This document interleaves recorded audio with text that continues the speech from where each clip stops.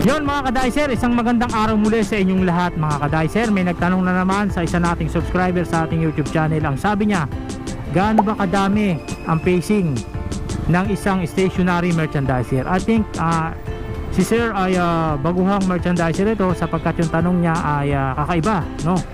At sa mga veteranong merchandiser mapapataas kilo ka talaga sa tanong niya. Pero napakagandang tanong po ito, no? Lalong lalo sa mga baguhan. Gaano nga ba karami ang pacing ng isang stationary merchandiser? Ka-Dicer, ang pacing po ay nakadepende po sa dami ng iyong produkto, no? At kung pacing po ang yung itinatanong o yung muka, nakadepende rin po yan sa allocation or sukat na ibibigay ng tindahan sa iyo. Kung ang kumpanya mo po ay medyo mayaman-yaman, katulad ng malalaking kumpanya, yan, nagbabayad po yan sa regular shelves, talagang ang pacing mo po ay nakakalula, napakalalaki po niyan, mga big company na yan, ano? Kung ang babasihan po natin ay yung bayad, no?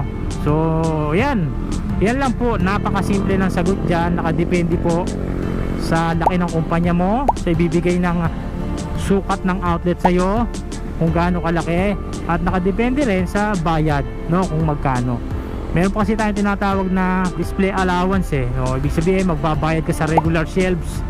So kung binayaran ng company mo ay almost 50% sa category, for example snacks, kalahati ng buong gondola ay sa'yo, no?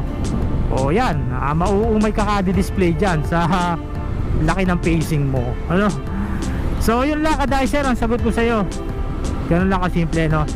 So yun, maraming salamat sa iyo. Kung ikaw man ay isang baguhan, maraming salamat sa iyong suporta.